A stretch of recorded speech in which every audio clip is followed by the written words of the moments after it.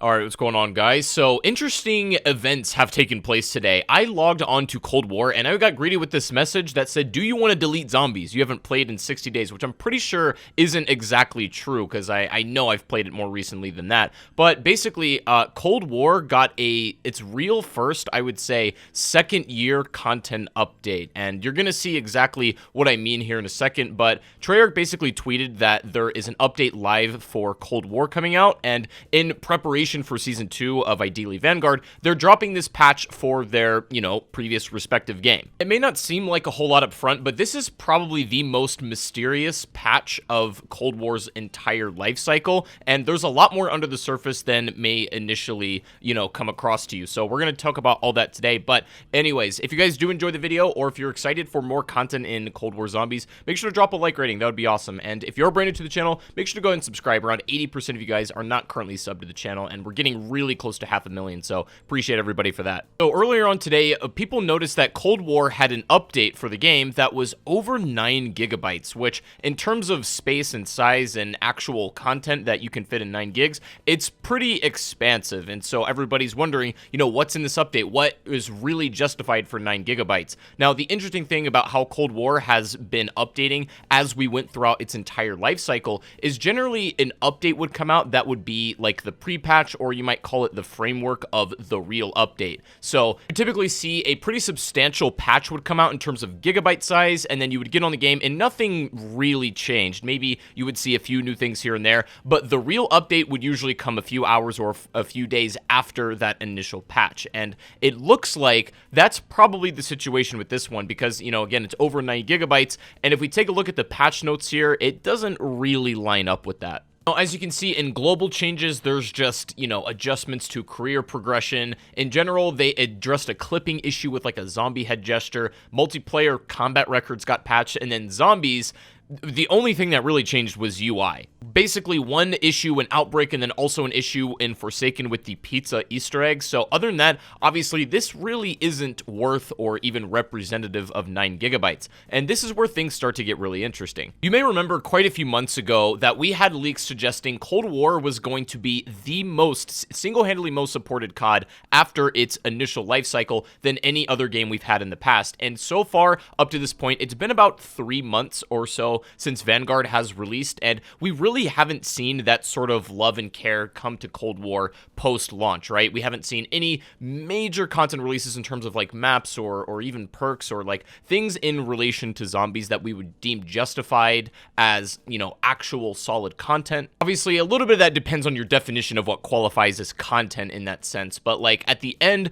of the patch notes for Vanguard, they did mention, or at least in their roadmap, that the Cold War operator roster is not being done updated yet. So obviously we still have some operators that are going to come to the game, and that's all well and good. And I think a lot of this patch that we see is going to be not only fitting new operators in, but I feel like there's much more to it than that. For some reason, the predominant theory in the community is that a lot of these operators, speaking of which, are going to be the zombies crew somehow, or like basically Primus or Ultimus, whatever it is. I don't think there's even 1% chance that's happening. I hate to say it, as much as I think that would be cool, I don't believe they're going to go that route. I don't think we're going to get the director, for example, as an operator in this game. I might be totally wrong about this. In terms of most likely out of those 4, the director would be the most, but I don't think we're going to get something like Takio or Dempsey. Tom Kane literally isn't recording voice lines and probably can't for the rest of his life, so I highly doubt that's going to happen. There's a very strong possibility that the new operators, whatever they are and whenever they come to the game, are not even zombie related in that universe at all. I do think that's a strong possibility, but that isn't to say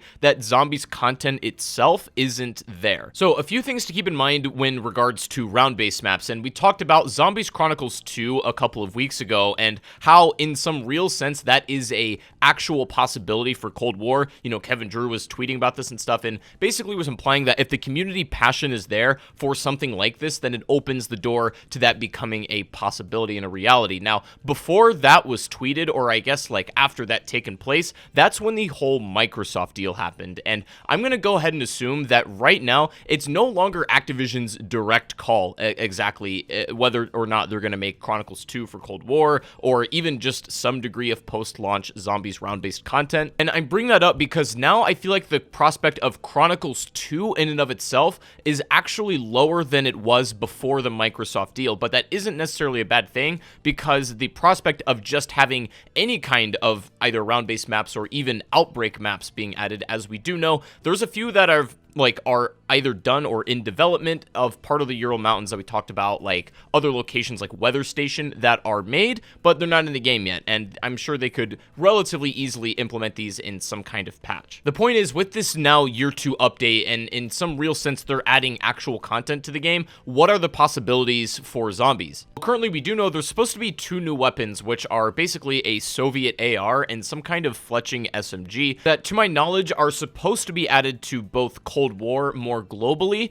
and also Warzone. So I think that at least to some extent this 9GB patch is the framework for allowing these weapons to be added. They did this all the time in Black Ops 3, where they would release this fairly large patch, but seemingly nothing was in it, and then a little bit later on they would drop tons of brand new weapons. That's typically how it goes, and that's also how they've handled Cold War up to this point. But let's talk about the possibility of just round-based maps in general for this game. Now, while I do think there is some reasonable probability we could see something along those lines, the problem is Treyarch is spread unbelievably thin right now. So whatever is still be working on in Cold War, whatever devs are on that game, apparently they're also working on COD 2022 and the new Modern Warfare. Not only that, but they have Vanguard to manage, and also their next experience, which ideally right now is COD 2023. And you add on top of that all of the changes with management with under the Microsoft deal and Activision switching roles in a sense, and that adds just another level of complexity that would probably mean Cold War to some extent might have to be on the back burner. Now, something extremely strange, and you guys may have seen this, is Infinity Ward tweeted recently that a new generation of COD is coming in. A lot of people have been reading very far into this tweet about how obviously this is indicating that not only is Infinity Ward making this year's Call of Duty game, but they're working on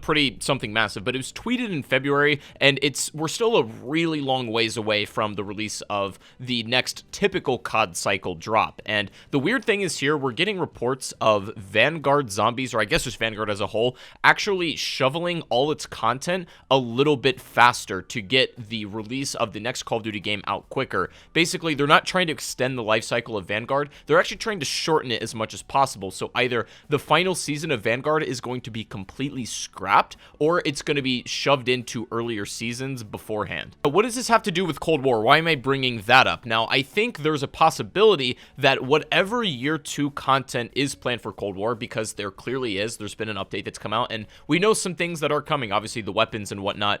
If there's anything that's in the works right now that was supposed to be either drip fed during the season of Vanguard and before the next Modern Warfare game, I feel like all of this content is now going to follow the same fate, where it's just going to be shoved in a lot quicker to make room for the next Call of Duty release, which apparently they're very confident in. So I assume that whatever we're getting, whether it's like actual new Outbreak content, God help us, round-based maps, or even just like some new equipment and weapons and field upgrades for zombies, these are going to be added in faster. With the timeline of the operators that they're adding into Cold War, I don't expect that to really change maybe a whole lot. I'm not sure how many more, let's say, instances of operators they even want to add to the game, but alongside anything they're going to be dropping, it's got to be quicker to make room for that next release, which again, we don't know if that's indicating like some kind of summer or very early fall release. Who knows at this point? But I'm only bringing that up to point out the fact that Activision, or just like Call of Duty in general, really isn't confident in Vanguard right now, and they're just trying to shove it under the rug as quickly as possible. So if they can divert attention to either Cold War